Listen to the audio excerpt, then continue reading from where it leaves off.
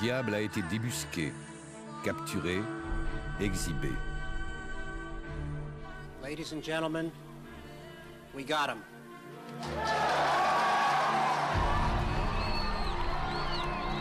L'Amérique a eu raison de Saddam Hussein. Le tyran est déchu, l'Irak est en fête et le monde libéré du mal. Voici pour la légende, mais 40 ans de relation entre Saddam Hussein et l'Amérique racontent une toute autre histoire. C'était un couple étrange, une sorte de mariage d'intérêt. Ils ont exagéré, ils ont menti, ils ont affabulé. L'histoire d'un homme et d'une superpuissance qui se sont mutuellement utilisés. Saddam était perçu comme un tyran arabe, sûr et solide, avec qui nous pouvions nous entendre. Aujourd'hui, on sait qu'il s'agit d'une collaboration qui n'a jamais cessé. Bien sûr, on aurait préféré quelqu'un de moins fou, mais on fait avec ce qu'on a. Une histoire d'ambition croisée, de cynisme partagé, de méfiance réciproque. Les États-Unis se sont servis des erreurs de Saddam. Était-ce une amitié sans ombre où tout était permis?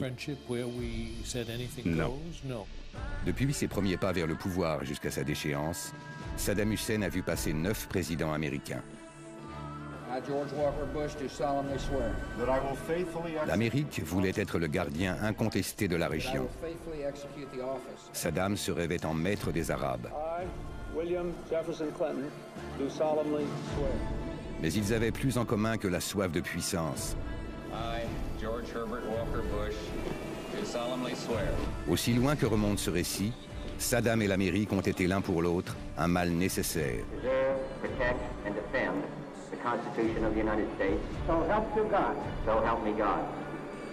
Voici l'histoire d'une tragique mésalliance.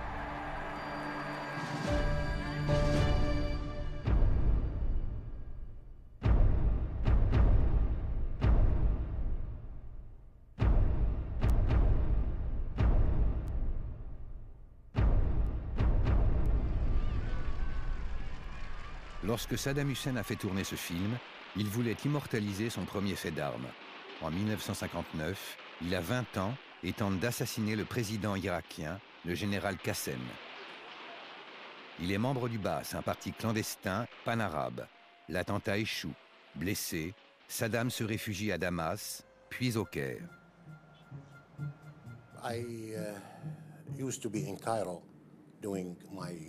Je faisais mes études de droit au Caire. On nous a dit que des Irakiens, une dizaine environ, étaient arrivés de Damas. C'est la première fois que nous nous sommes rencontrés.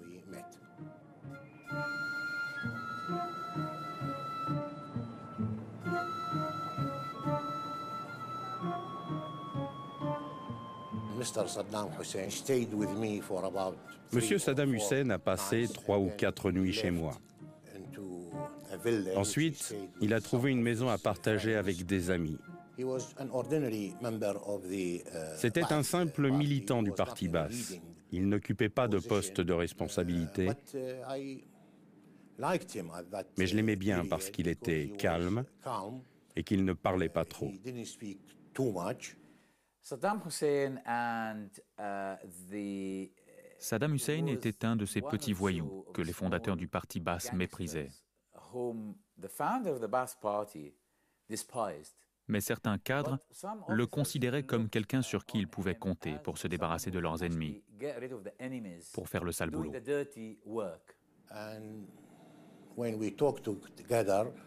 Lorsque nous bavardions, je sentais qu'il était honnête et que dans le domaine politique, il était avisé et déterminé. Mais d'un point de vue intellectuel, on ne peut pas dire que c'était un grand génie. Et pendant son exil au Caire, au début des années 60, tout comme un certain nombre de ses amis du Baas, il est devenu un agent informel de la CIA.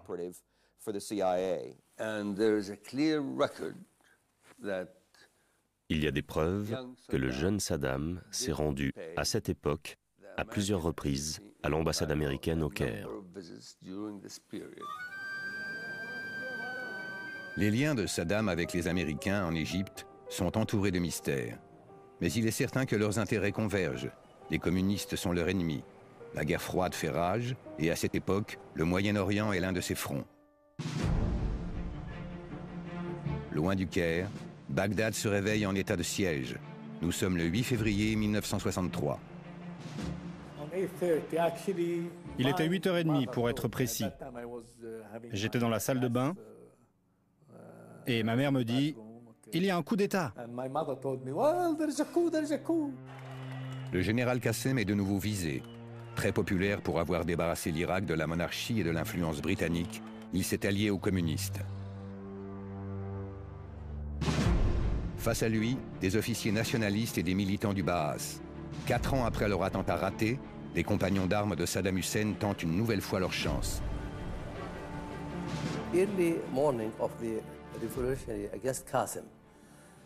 Dans les premières heures de la révolution contre Qassem, nous devions contrôler toute une série d'endroits à Bagdad. Les ponts, les stations d'essence, la radio. Et les combats ont duré 3 jours. Nous, les communistes et d'autres gens, nous nous attendions à ce que quelque chose arrive. Et nous pensions pouvoir résister. C'est une lourde erreur.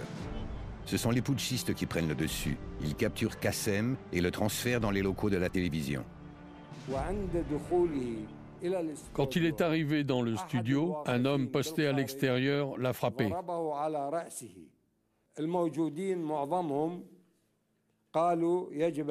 La plupart des conspirateurs pensaient qu'il fallait l'exécuter immédiatement parce que les communistes résistaient encore dans de nombreux quartiers. S'il restait en vie, la résistance continuerait. Mais s'il était exécuté et qu'une annonce était faite à la télévision, les communistes cesseraient de se battre. C'est cette option qu'ils ont choisie. Et après 5 minutes, nous avons entendu des coups de feu. Abdelkarim Qassem venait d'être tué. Voilà comment il est mort. Exécutés, Qassem et ses compagnons sont exhibés à la télévision. J'étais chez moi, je regardais la télévision. Il y avait une seule chaîne et nous la regardions. Je suivais les bulletins d'information et lorsqu'ils ont montré l'image de Qassem mort, tué, c'était très important pour eux. Ils ont montré ces images encore et encore. Les bassistes se réjouissent. Washington et la CIA aussi. Alliés de Moscou, Qassem était l'homme à abattre. Une de mes amies travaillait à l'ambassade américaine. Elle m'a raconté que l'ambassadeur était si nerveux qu'il n'arrêtait pas de faire les 100 pas. Et quand il a allumé la radio et qu'il a entendu qu'il y avait eu un coup d'État, il a ouvert le champagne. Et il a invité tout le personnel à boire au succès du coup d'État. Personnellement, je considère que c'était un vrai triomphe pour la CIA. Ils n'en ont pas eu beaucoup. Beaucoup de tentatives de coup d'État ont mal tourné, mais celle-ci a réussi. C'était pour une cause juste. Je pense que c'était une très bonne chose. La CIA a joué un rôle majeur dans le coup d'État de 1963. Des armes ont été acheminées clandestinement de Turquie. Beaucoup d'argent, un soutien financier important. La préparation par la CIA a commencé dès les premières étapes du coup. Bien sûr, le Baas voulait à tout prix prendre le pouvoir, mais ils avaient besoin de l'aide des États-Unis. Après l'élimination de Qassem, la chasse aux communistes est ouverte. Elle fera des milliers de victimes. La CIA a été accusée d'avoir fourni des listes de militants à éliminer. Les responsables américains ont toujours démenti. Mais devant cette épuration, ils ne cachent pas leur contentement. La répression extrêmement sanglante des communistes à Bagdad était une bonne nouvelle pour Washington. Nos inquiétudes étaient grandes à propos des intentions soviétiques. Il ne faut pas les sous-estimer. Pour Saddam Hussein, la voie est libre. Du Caire, il rentre en Irak. Issu d'une famille pauvre d'une des régions les plus défavorisées du pays, il prend le coup d'État en marche. À 24 ans, il organise les services de sécurité du parti Baas et entame sa course au pouvoir. Après son retour à Bagdad, Saddam est devenu officiellement un tortionnaire. Il faisait peur, il n'avait aucune pitié, et c'est devenu un trait de son caractère. C'est devenu un de ses titres de gloire. Saddam était un dur.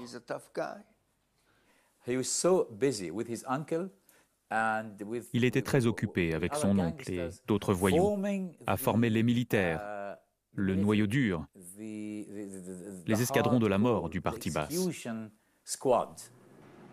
Violents et incontrôlables, les bassistes sont écartés du pouvoir par les militaires après 10 mois. Le général Aref s'installe seul aux commandes. Saddam et ses camarades entrent dans la clandestinité. En 1964, j'ai rencontré Saddam pour la première fois. Il se faisait appeler Mohamed. Salah Omar Ali, qui vit aujourd'hui dans la périphérie de Bagdad, est un des plus vieux compagnons de route de Saddam Hussein. Comme il parlait le dialecte de ma région, j'ai pensé qu'il s'agissait de Saddam. Alors je lui ai demandé, est-ce que tu t'appelles vraiment Mohamed? Et il a souri. J'ai dit, tu es Saddam? Et il a répondu, oui, je suis Saddam. Celui qui se fait appeler Mohamed charge alors Salah d'une première mission qui semble bien dérisoire. Il doit dérober une rotative. Pour Saddam, cette vie clandestine prend fin lorsque la police du général Aref l'arrête. Il passe 20 mois sous les verrous avec ses compagnons bassistes.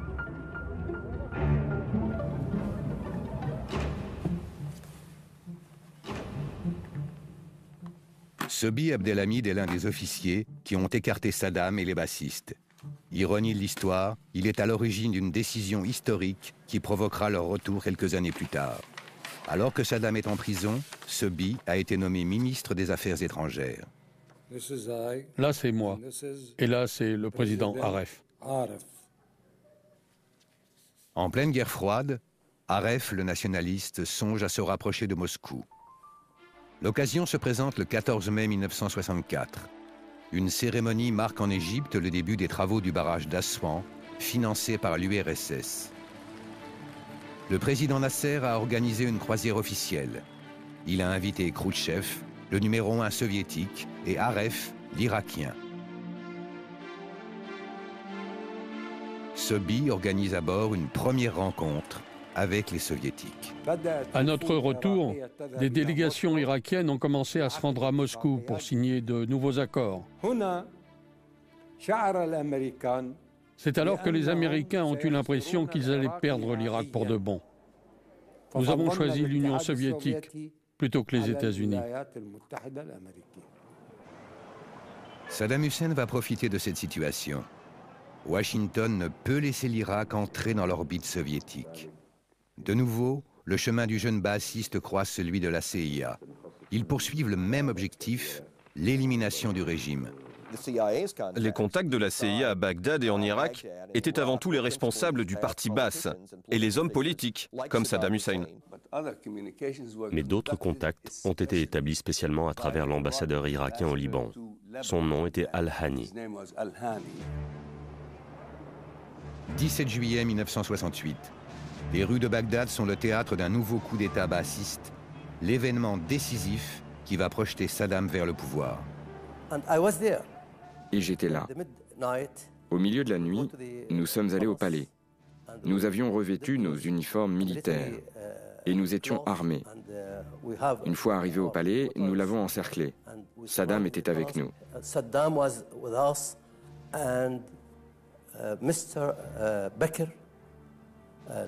Et M. Bakr, notre président, a saisi le téléphone et a parlé avec Aref. Il lui a demandé de se rendre et de venir au quartier général de la Révolution. Et il lui a donné, je crois, 5 minutes. Le président Aref se rend, et cette fois, pas un coup de feu n'est tiré. Avec le soutien des États-Unis, le parti Baas a pris le pouvoir. Sorti des rangs du parti, Saddam n'a pas encore 30 ans et devient le numéro 2 du régime. En l'espace de 18 mois, il est devenu vice-président et contrôlait 7 ou 8 des principales administrations du pays.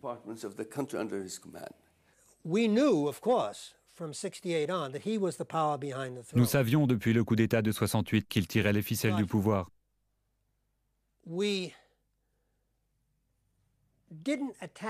Mais ça n'avait pas une grande importance pour nous. C'était un type très brutal, très dur.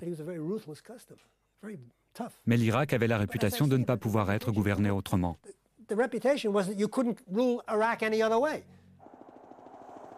En janvier 1969, un épisode donne la mesure de la brutalité du nouveau régime. Des procès pour trahison s'ouvrent à Bagdad. Les hommes de main de Saddam arrêtent, torturent et extorquent des aveux. Nombre d'accusés sont juifs. Ils sont pendus en public et les Irakiens sont invités à assister au supplice. Le monde s'indigne mais ne bouge pas. Et soudain, les États-Unis se retrouvent avec une espèce d'enfant adopté, ou même qu'ils ont créé. Ce gouvernement inique qu'ils ont mis en place est devenu soudain une relation embarrassante.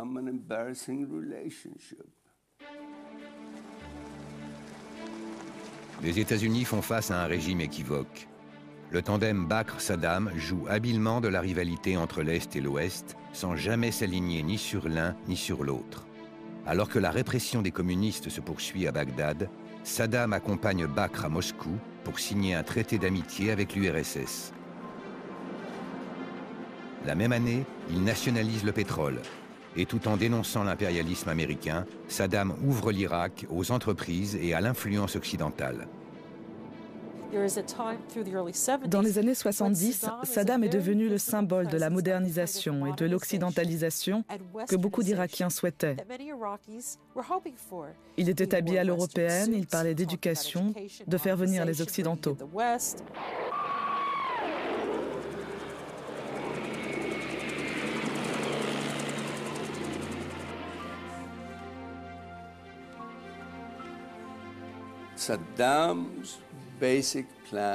La vision de Saddam, lorsqu'il a pris le pouvoir en Irak, était on ne peut plus claire. Saddam voulait forcer l'Irak à entrer dans le XXe siècle, même s'il fallait l'y traîner par les cheveux. La différence entre lui et les autres, c'est qu'il était prêt à sacrifier la moitié des Irakiens pour y parvenir.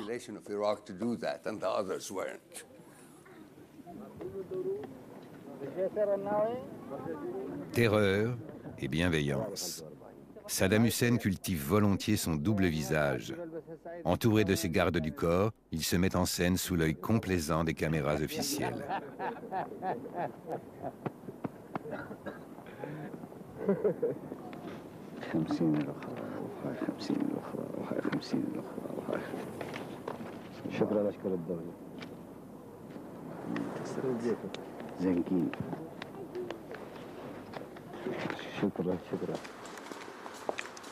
À cette époque, Adel Darwish est un jeune journaliste britannique. Il couvre un festival culturel à Bagdad et rencontre celui que l'on appelle alors Monsieur l'Adjoint.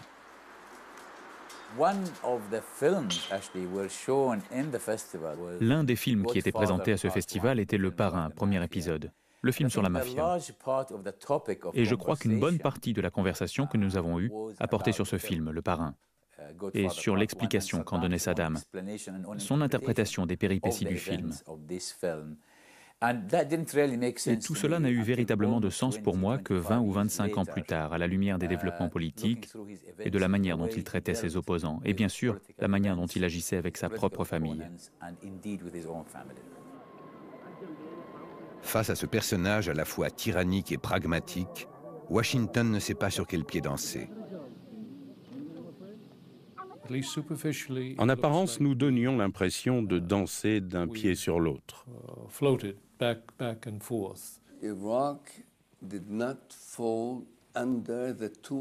L'Irak était inclassable aux yeux des Américains. L'Irak n'était ni un pays ami, on ne pouvait pas lui faire confiance, ni un ennemi, il ne présentait pas une menace. Mais alors, L'imprévu est arrivé. Janvier 1979. Le Shah d'Iran est renversé. Il était le plus solide allié de Washington dans le Golfe. Le peuple iranien a mené sa révolution. Cette révolution qui a mobilisé des millions de gens était une vraie surprise. L'ayatollah Khomeini, qui prend le pouvoir, est un chiite fondamentaliste dont les discours enflamment les déshérités et les opprimés. À ce moment, le régime de Saddam a eu très peur. Il a pensé que le mouvement allait s'étendre jusqu'en Irak. Et c'était vrai. Le mouvement était destiné à s'exporter très rapidement en Irak. Et l'Amérique aussi a peur. Peur pour le pétrole, peur pour Israël. Les révolutionnaires de Téhéran s'en prennent aux intérêts américains. Khomeini a su mettre d'accord Saddam et Washington. Cette haine implacable des ayatollahs à l'égard des intérêts occidentaux et spécialement de ceux des États-Unis, c'est quelque chose que nous n'entendions pas de la part de Saddam. Au contraire, ce qui nous parvenait était un appel général de la part des Arabes qui nous disait « Soutenez ce leader ». Saddam avait un long passé de brutalité à l'égard des chiites, d'élimination des chiites qui sont une majorité en Irak. Il a montré ainsi sa véritable nature. Il a montré sa brutalité aux Américains. Ils ont dit « Voilà notre homme ». Il va se montrer parfaitement implacable. Il était considéré comme un mal acceptable. Face au danger islamique, Saddam Hussein consolide son emprise sur le régime. Le 17 juillet 1979, il écarte Bakr du pouvoir. Il le force à annoncer sa démission pour raison de santé.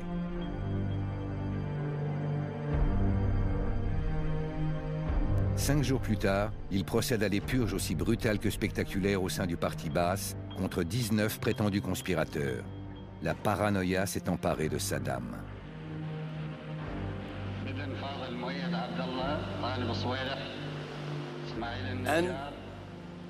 C'était écœurant.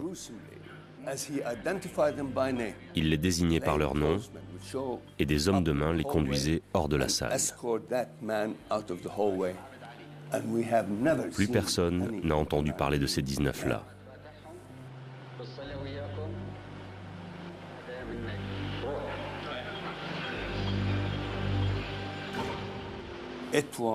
Ce fut pour l'Irak la nuit des longs couteaux. À 40 ans, Saddam a atteint son but. Il est le maître de l'Irak. Mais il ne s'arrête pas là. Il veut devenir le chef incontesté des Arabes. Une guerre contre l'Iran, affaibli par sa révolution, lui permettrait de satisfaire son ambition. Personne ne pourra plus l'arrêter. Pour Salah, le temps de la clandestinité avec Saddam Hussein est loin. En 1979, il est l'ambassadeur de l'Irak à l'ONU. Alors qu'il accompagne Saddam à Cuba pour une conférence, Salah croit encore que le conflit peut être évité. Il organise la rencontre de la dernière chance entre Saddam et le ministre iranien des Affaires étrangères. À la fin de la rencontre, Saddam m'a demandé mon avis. Et je lui ai dit, « Monsieur le Président, la guerre n'est pas une plaisanterie. Nous allons tout perdre et nous ne sommes même pas sûrs de gagner. Mais la décision est entre vos mains. » Il n'a rien dit. Pendant 2 ou 3 minutes, il est resté silencieux. Et puis il m'a parlé. Il a dit, « Écoute Salah, prépare-toi à aller à l'ONU.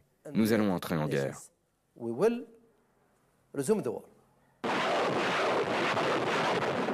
Saddam passe à l'attaque le 22 septembre 1980.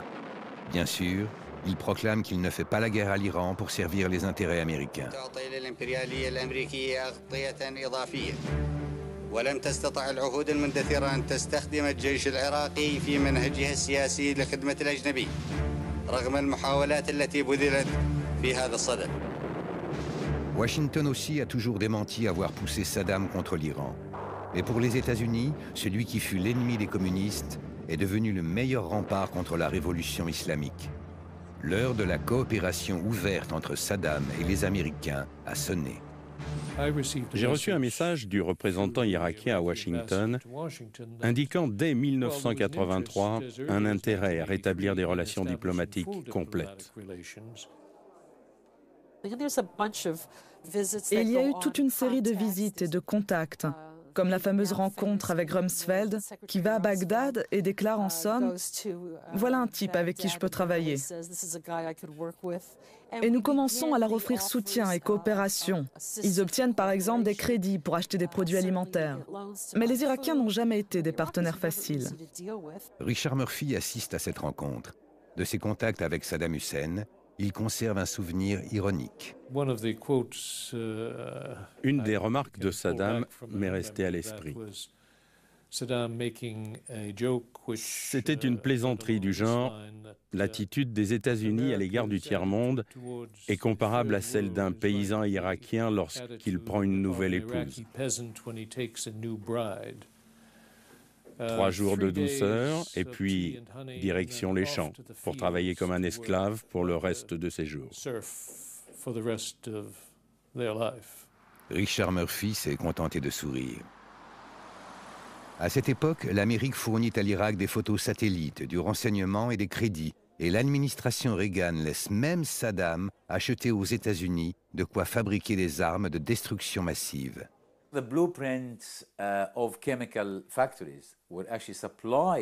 Des plans d'usines chimiques ont été fournis par des sous-traitants d'entreprises américaines pour aider les Irakiens à fabriquer leurs propres armes chimiques.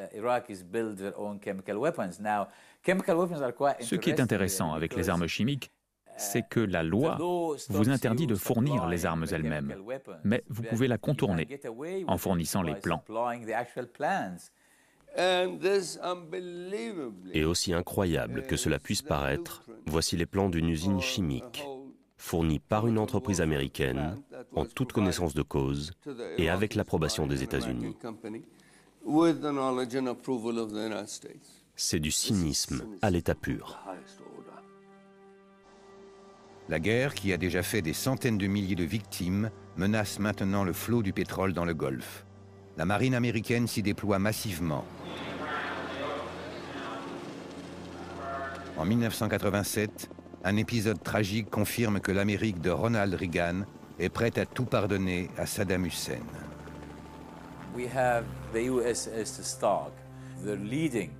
Voilà que le USS Stark, le vaisseau amiral de la flotte américaine dans le Golfe, est touché par un missile Exocet tiré par un pilote irakien. Et 37 membres d'équipage sont tués. Les Irakiens présentent aussitôt des excuses, ils disent qu'ils ont commis une erreur et indemnisent les familles des victimes. Et l'affaire est classée.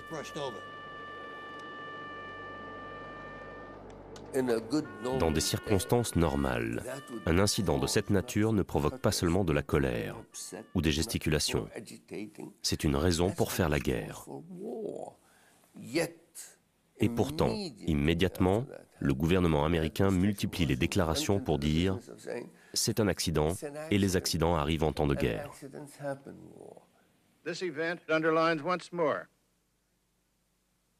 the seriousness of the tensions that exist in the Middle East and the importance of trying to do something about them. L'indulgence des États-Unis est encore plus criante lorsqu'est révélée l'affaire d'Al-Habja.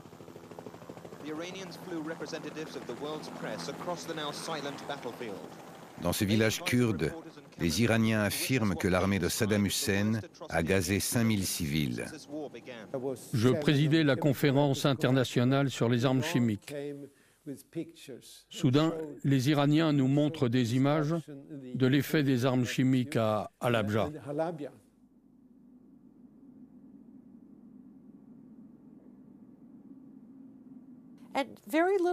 On a fait peu de cas de cette histoire en dehors du Kurdistan ou de l'Irak. Il n'y a pas eu grand-chose dans la presse, aux États-Unis et en Europe. L'Union soviétique est restée silencieuse. La France, les États-Unis. Tout le monde s'est tu. J'étais le seul délégué, la Suède.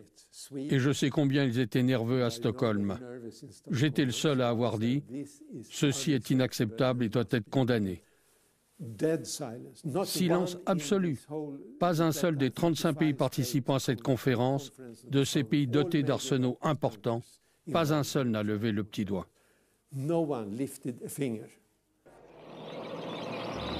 L'absolution de Saddam peut sembler totale. Pourtant, il a toujours douté des intentions de l'Amérique. À cette époque, Saïd Abourish est un conseiller écouté de Saddam Hussein. Le président irakien lui assure que les États-Unis sont loin d'être un allié fiable.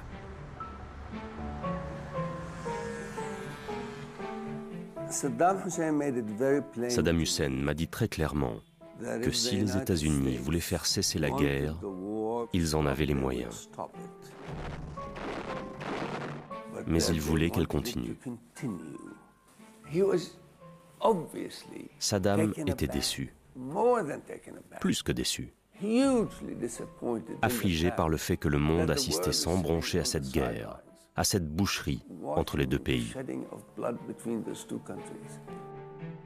Une vente secrète d'armes américaines à l'Iran avait convaincu Saddam de la duplicité de Washington. L'affaire avait fait scandale aux États-Unis. Et le président Reagan avait dû dépêcher son sous-secrétaire d'État Richard Murphy auprès de Saddam Hussein.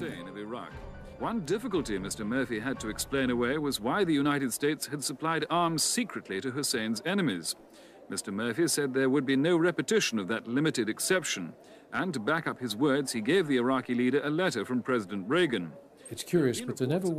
C'est curieux, mais il n'y a jamais eu de protestation forte, violente de la part de Bagdad. Et la meilleure explication que j'ai pu trouver, c'est celle du cynisme. Voilà ce que font les grands pays. Ils ne respectent pas nécessairement leurs engagements et ne s'en tiennent pas à leur politique officielle. Le 20 août 1988, les canons cessent de tonner. Après 8 ans de combat, l'Irak est déclaré vainqueur.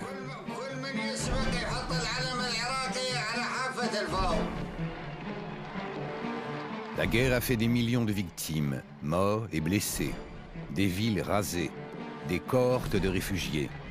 Saddam s'offre une parade à la démesure de ce bilan.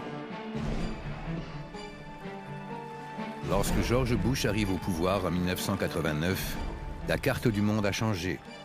Le risque islamique a été écarté dans le Golfe. Le communisme fait naufrage en Union soviétique. Le nouveau président américain n'a plus besoin de Saddam Hussein.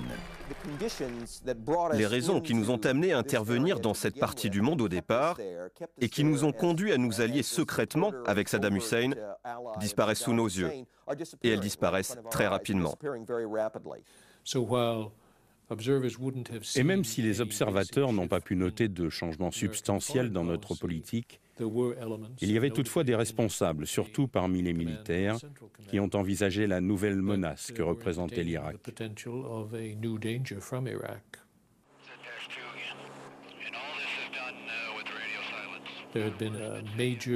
Il y a eu un important exercice militaire. Le commandant en chef était le général Norman Schwarzkopf, et il a changé les données de base du scénario des menaces contre les intérêts des États-Unis.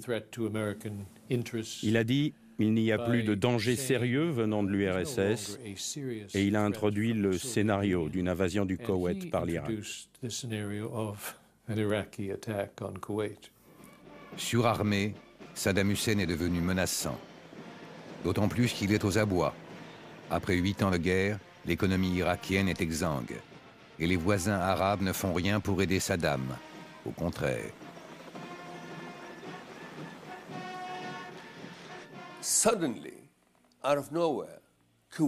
Soudain, sans raison, le Koweït commence à surproduire du pétrole. Et ils le font à un rythme tel que le prix baisse. Ils se sont mis à inonder le marché avec leur pétrole. À chaque fois que le pétrole baissait de $1, l'Irak perdait $1 milliard de revenus. Saddam Hussein convoque alors l'ambassadeur américain. Saddam a eu ce fameux entretien avec April Glaspie. Il a été très clair. Il a dit « Je ne peux pas continuer comme ça. J'ai besoin d'argent. Je dois renégocier mes dettes. Vous devez obtenir des Koweïtiens qu'ils arrêtent de jouer avec le pétrole. » Un dialogue s'engage, mais qui trompe qui? Saddam, qui assure qu'il n'a pas l'intention d'envahir le Koweït, ou Glaspie, qui affirme que les États-Unis ne s'en mêleront pas. L'ambassadeur Glaspie lui a répondu quelque chose du genre « Votre différend frontalier est une affaire qui vous regarde, on ne s'en occupe pas. » Il lui a répondu qu'il n'avait pas l'intention d'avoir recours à la force contre le Koweït tant que des négociations étaient en cours. Mais Saddam a menti. Fort de ce qu'il croit être la neutralité américaine, il lance le 2 août 1990 une offensive fulgurante contre le Koweït. À l'Assemblée nationale irakienne, Saddam Hussein fait applaudir l'invasion. Pourtant, une question se pose immédiatement. En envahissant le Koweït, est-il tombé dans un piège américain? Certains milieux aux États-Unis étaient tout à fait d'accord avec les Koweïtiens pour affaiblir Saddam. Nous avons sapé le pouvoir de Khomeini et maintenant c'est au tour de ce type. Ce sont des théories du complot. Nous aurions voulu faire tomber l'Irak dans un piège pour voler son pétrole et pour stationner des troupes dans la région du Golfe pour toujours. C'est la thèse du complot. C'est amusant, mais c'est stupide. Mais malgré les démentis officiels, le Congrès américain exige d'en savoir plus et demande des explications à l'ambassadeur Gillespie sur sa rencontre avec Saddam Hussein. Elle dément, bien sûr, lui avoir donné un quelconque feu vert. Elle assure au contraire qu'elle l'a mise en garde. We foolishly did not realize that he was stupid, that he did not believe our clear and repeated warnings that we would support our vital interests. La controverse sur la théorie du piège reste ouverte. Mais poussé ou non à la faute, Saddam se croit encore maître du jeu.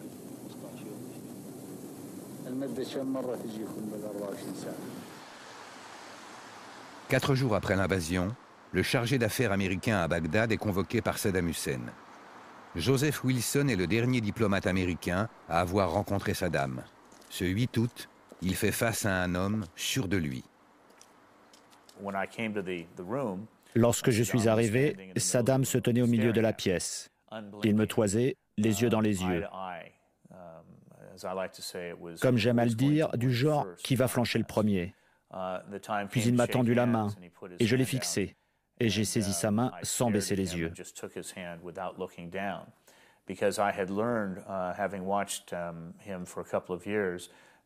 Je savais, pour l'avoir étudié pendant des années, qu'il créait une sorte de mise en scène destinée aux Irakiens.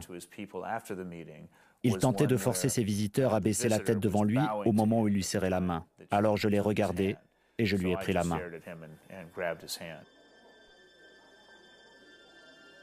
Saddam propose alors un marché à l'Amérique.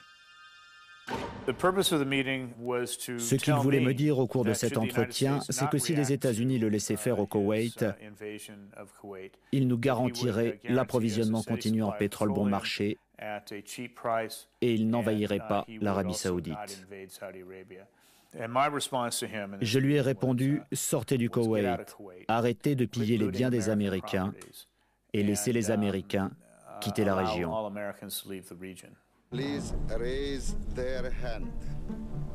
Saddam a déclenché une mécanique qu'il ne peut plus arrêter. Aussitôt après l'invasion du Koweït, l'ONU condamne l'agression à l'unanimité, puis vote le recours à la force. L'Amérique est déterminée à en finir avec celui qui a si longtemps servi ses intérêts. Saddam se retrouve soudain officiellement diabolisé. As was the case in the 1930s, we see in Saddam Hussein an aggressive dictator threatening his neighbors. Et le président irakien répond par des messages menaçants lus à la télévision.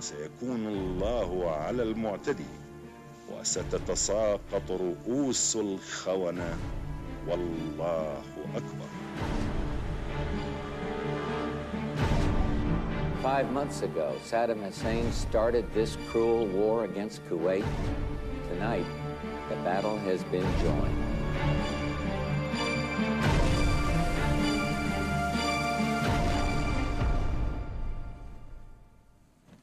« 40 jours de bombardement et 100 heures d'assaut terrestre ont eu raison de l'armée irakienne.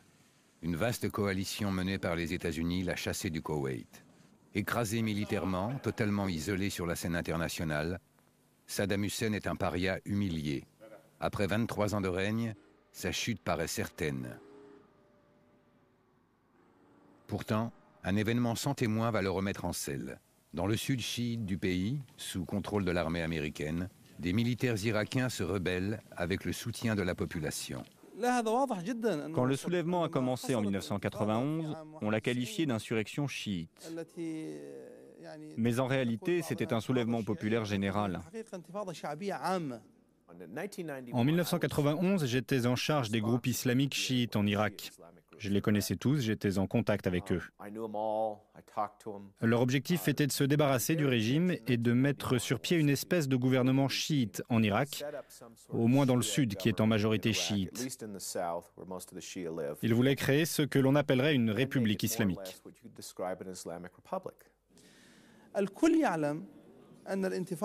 Tout le monde sait que cette intifada aurait pu faire tomber le régime. Elle a eu lieu partout, même dans les 4 régions sunnites.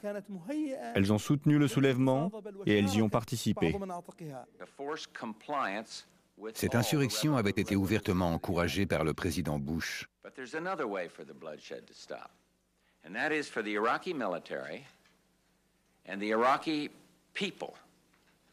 To take matters into their own hands, to force Saddam Hussein, the dictator, to step aside. Je considère que l'appel fait par George Bush père n'était que du vent.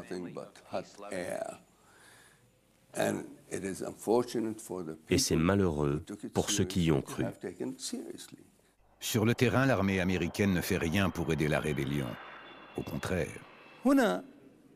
À ce moment-là, les Américains ont accepté ce que demandait le gouvernement. Ils ont autorisé le passage des hélicoptères au-dessus des régions qu'ils contrôlaient. Les militaires américains admettent avoir laissé les Irakiens utiliser leurs hélicoptères, mais pour des besoins civils.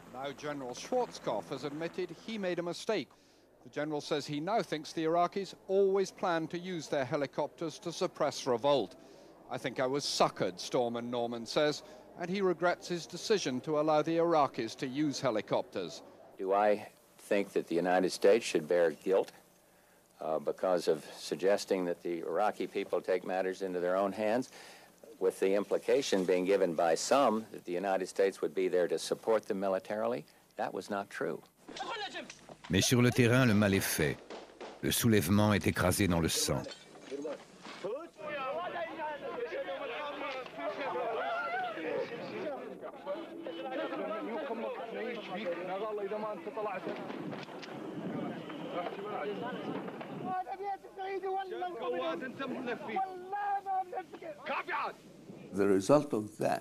Le résultat, au moins 150 000 morts. Qu'est-ce qu'on aurait pu faire, à moins de s'engager dans une guerre totale dont personne ne voulait? L'Europe aurait été outrée. Est-ce que les Français auraient soutenu quelque chose comme ça? Je ne crois pas. Ils étaient trop occupés à renforcer Saddam et à protéger leurs intérêts, comme tout le monde protégeait ses propres intérêts. Nous avions peur de remettre en cause l'équilibre dans le Golfe entre les chiites et les sunnites. Le président Bush, Colin Powell et même Dick Cheney ont dit « c'est exactement ce dont nous ne voulons pas ». Le chaos était toujours un risque qu'il fallait garder à l'esprit. Au cas où Saddam disparaîtrait, qu'est-ce qu'il remplacerait? Un régime dominé par quelqu'un de sa famille, par l'élite sunnite bassiste ou par une coalition? Le chaos.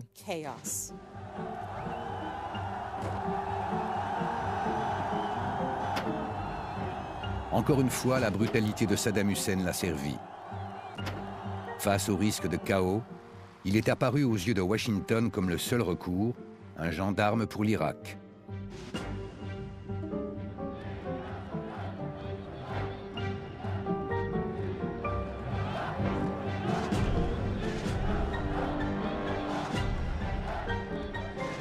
Il s'entoure d'un extravagant culte de la personnalité tout en maintenant son régime de terreur. Il se forge l'image d'un croyant, mais élimine les religieux qui le critiquent.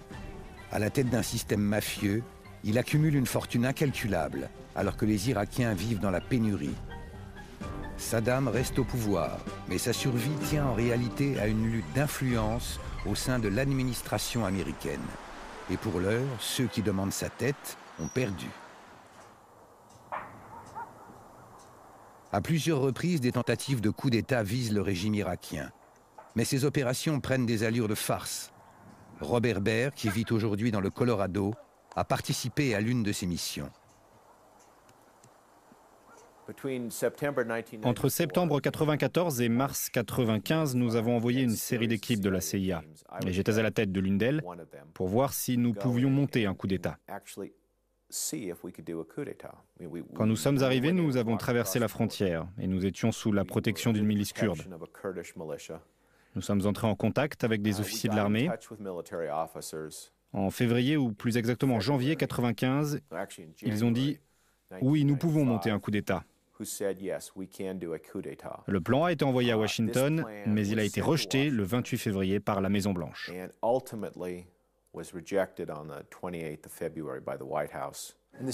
La CIA n'était autorisée qu'à mener de petites opérations. Elle n'a jamais eu le feu vert pour organiser sérieusement un vrai changement de régime. Elle l'aurait eu si l'Irak avait vraiment présenté un danger pour les États-Unis. La présence de la CIA en Irak était purement symbolique. Nous étions là pour rassurer le camp des faucons au Congrès. Il fallait bien faire quelque chose pour satisfaire le mépris officiel que nous avions pour cet homme. Et je crois que l'ordre a été donné par l'administration Clinton de faire quelque chose. Mais quelle énergie y a-t-on mis? Quelle efficacité et quel enthousiasme la CIA a démontré pour le remplacer? Nous pouvons avoir des doutes à ce sujet. Clinton voulait savoir précisément qui allait le remplacer. Quel était le nom de l'officier? Quelle était sa stratégie? Quelle était sa position à l'égard d'Israël? Qui allait commander telle ou telle unité? Toute une liste de questions auxquelles personne ne pouvait répondre. Ce qui était pour Clinton une manière de dire non, c'est trop compliqué.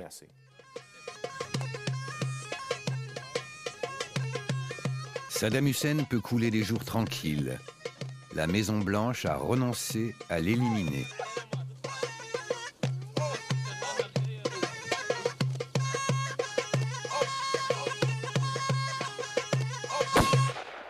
Une autre stratégie est en place, la mise sous tutelle de l'Irak. En 1990, l'ONU a voté un blocus économique très strict. Officiellement, cet embargo restera en place tant que l'arsenal de Saddam n'aura pas été entièrement détruit. Les inspecteurs de l'ONU contraignent les Irakiens à coopérer et rapidement, ils ont la conviction que l'Irak n'est plus une vraie menace. Pourtant, les sanctions sont maintenues. Saddam reste sous surveillance.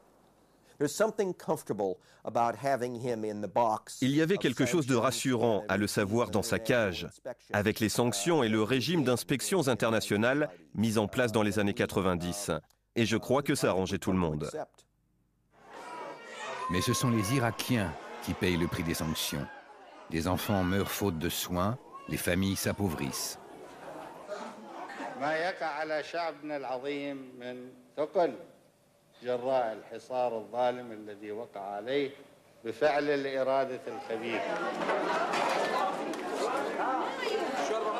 À la fin des années 90, les sanctions commencent à émouvoir la communauté internationale. À l'ONU, des voix s'élèvent pour y mettre fin. Les gouvernements n'avaient pas le courage de dire en public « Les sanctions sont une bonne chose », alors que des enfants étaient montrés à la télévision. Et Saddam manipulait ça très intelligemment. Nous savions que nous allions perdre la bataille.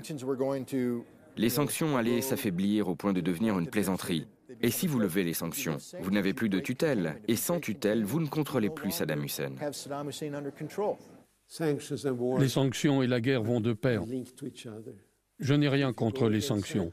Mais si vous vous en prenez aux sanctions, il faut savoir que la seule chose qui vous reste, c'est la guerre. Pour Washington, il n'est pas question de laisser Saddam sortir de sa cage. Sans tutelle, il doit disparaître. Son élimination est programmée. L'attaque du 11 septembre rend son exécution possible. La guerre contre le terrorisme va tout justifier. Washington fabrique de toutes pièces un dossier d'accusation. The war on terror involves Saddam Hussein because of the nature of Saddam Hussein, the history of Saddam Hussein, and his willingness to terrorize himself. Saddam Hussein has terrorized his own people. He's terrorized his own neighborhood. He is a danger. He's a danger to the American people. And we got to deal with him. We've got to deal with him before it is too late.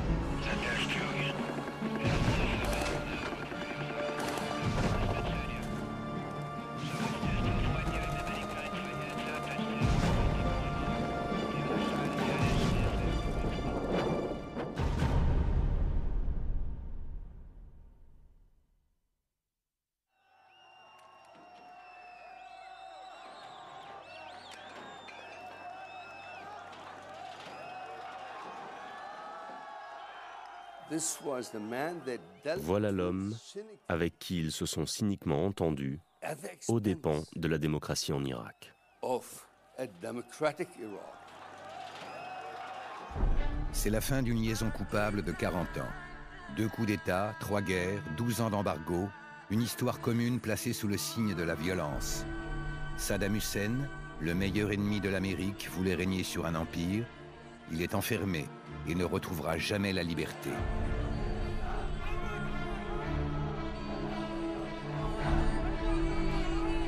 Et les Américains sont prisonniers d'une aventure dont ils ne voient pas la fin. Ils y perdent leurs hommes chaque jour, ils y laissent leur âme. Les libérateurs sont devenus des occupants. Cette occupation honteuse est le prix de notre irresponsabilité pendant un demi-siècle.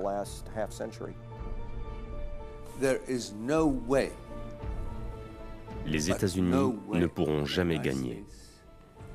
Jamais. Ils peuvent faire durer les choses, les rendre plus sanglantes, les rendre vraiment horribles.